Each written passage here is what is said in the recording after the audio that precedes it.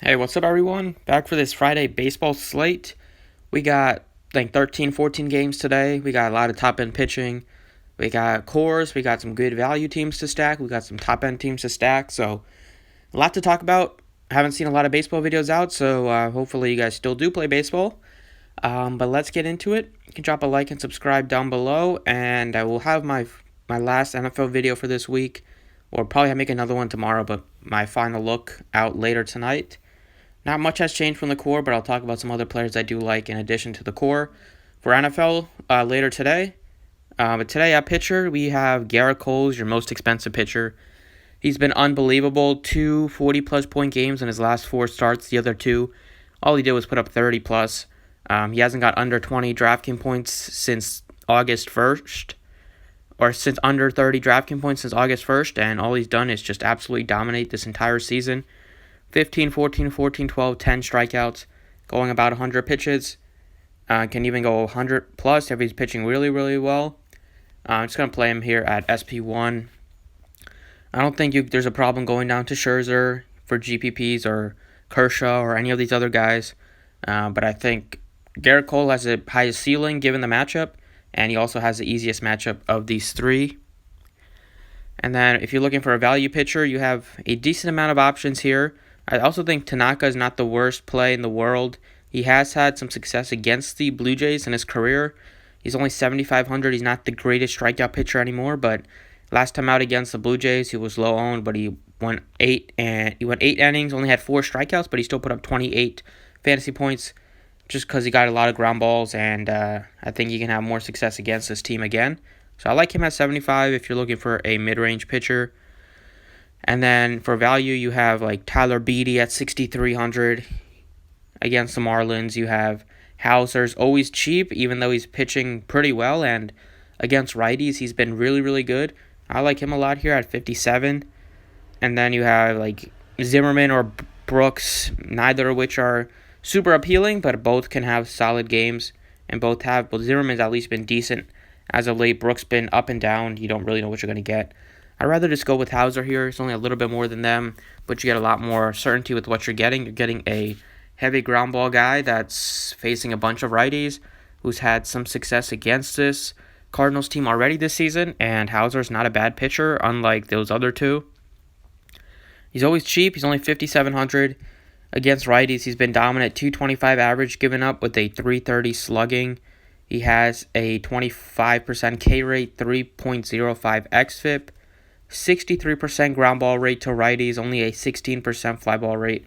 That's one of the highest ground ball rates you're going to see. And he's facing probably 6 righties in this lineup. So, really, really good spot here.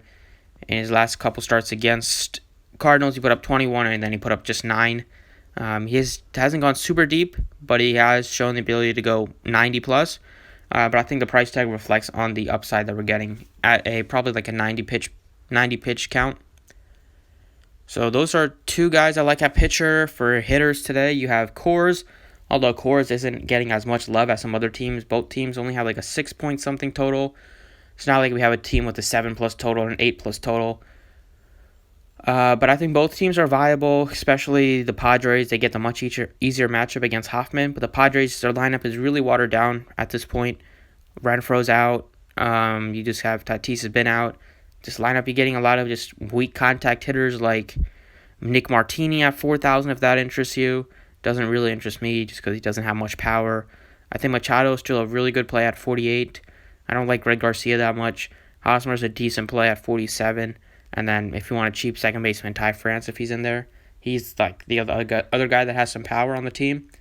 So I don't mind them. And then the Rockies, you can always go with the right-handed hitters in Arenado and Story. And then other teams to stack. I love the Yankees stack here against a lefty. Both the Yankees and the A's are going to be some of the top teams to stack. Both are facing lefties.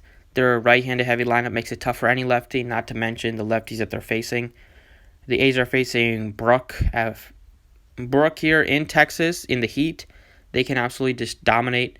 And then the Yankees are facing a lefty in Toronto, which has been the best home run park in baseball this year. Those are my top teams to stack. Let's start it off here at second base with Gleyber Torres. Yankees are also not even expensive. 4,600 for Torres is not expensive at all given the amount of power that he has. 36 bombs on the season, batting .287. Hits for average, hits for a ton of power. He has some speed. The matchup is just too good here against the lefty at that price tag. You can play him at two positions. And show you the numbers for him against lefties. They've been decent all year. Last season he was good against lefties as well. This year he's batting .267. He has 8 home runs against lefties. Nothing special, but still has a .237 ISO. Just has a lot of power. And last season and this season, if you look at two numbers, he has 19 home runs against lefties and a .277 ISO. So last year he was really good against lefties. This year's gone down a little bit, but he still has a ton of power. And we know he has that monster upside where he can hit 2 home runs in a day. Next up at third base, I like Matt Chapman a lot. He's only 46, very cheap for Chapman. Facing a lefty here in Texas, the A's get a monster ballpark upgrade. Going from the Coliseum into Texas, Chapman has just been amazing all year, defensively and offensively. Keeping the A's in it, him and Olsen and even Mark Canha have kept them, have really saved the season, as Chris Davis has not been who everyone thought he was going to be this year after his amazing season last year. Chapman has 10 home runs against lefties this year. That gives him a .305 ISO. So much power. At home, he's been good, even though he's not been as great on the road. It's hard for me to say he's not going to hit well in this environment. And he has been really good against lefties for his career. Doesn't strike out a ton, about 20 to 25%. He's not facing a very heavy strikeout pitcher here. Show you the numbers for Brook. He's not like a top prospect, but I think he's still a couple years away from being great. He's been fine, but he still has a decent ERA, and pitching at home against this really good A's offense, I think it's going to be a tough task for him and the bullpen. And then in the outfield, it's going to go with Aaron Judge, just too cheap, 4,400 for Aaron Judge. Love the price tag here, facing a lefty. 4 straight days of double-digit fantasy scores. Has been hitting the ball hard, power, lots of home runs lately, lots of doubles. Against lefties, he's been killing it. Gets to face a pretty bad lefty here, and on the season, he's been really powerful against lefties with a .347 average through 95 at-bats with 7 home runs. Just a really solid hitter, .295 ISO, 22% strikeout rate. And haven't heard much about this K guy, but he is the third. He's a pretty decent prospect. He hasn't, we haven't got much out of him, so we'll see how he does. See if there's any blurb on him here. He was good in his first start against the Rays. He was good in AAA. He had a pretty high xFIP, high walk rate. So we'll see. I think pitching well against the Rays, who do have a lot of lefties, and against the Yankees, who have a bunch of righties, is going to be tough. Obviously, Vegas really likes the Yankees here with their 6+ total. And I'm going to side with them at least on a couple players that are cheap in Aaron Judge and Torres. And last but not least, if you need a value play, if you're looking on the A's, I think there's 2 guys that you can look at. Chris Davis here at 3,800 in the outfield, or you can go to Chad Pinder, who's 3,500. Both are not having great seasons, but I still just trust Chris Davis a little bit more. I can't trust him, but I have more confidence that he's going to hit a home run than Pinder. Davis has owned Texas in his career, if that's one thing you can take away, if you don't take away anything from his stats. Last season, he obliterated Texas.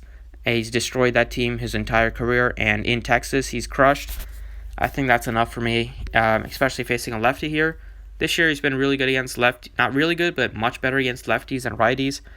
And this ballpark is really good to him, and it's been good for him his entire career in Texas. You can look up the numbers yourself for him, his numbers in Texas. And against the Rangers, .263 is solid, 8 home runs is impressive in 114 at-bats, .211 ISO, only a 20% strikeout rate. And he is hitting the ball hard, 40% hard hit rate, and a 33% fly ball rate. So at 3,800, Chris Davis, I like him here facing the Rangers. So that's what I like today, going with the A's and Yankees with Cole and Hauser as my pitchers. I hope you enjoyed the video. If you did, be sure to drop a like on it. Thanks for watching. I appreciate it. And keep an eye on the NFL video out later today.